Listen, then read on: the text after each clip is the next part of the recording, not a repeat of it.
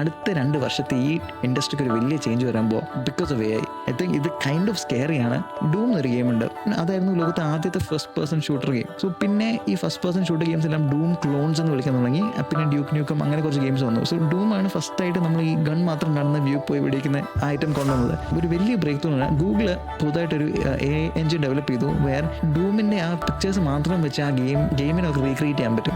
So നമ്മൾ buttons press ചെയ്യുമ്പോൾ game full ആയിട്ട് വർക്കാവും. പക്ഷേ അവിടെ ഗെയിം ഇല്ല, ഗെയിം ഡെവലപ്മെന്റ് ഇല്ല, കോഡില്ല.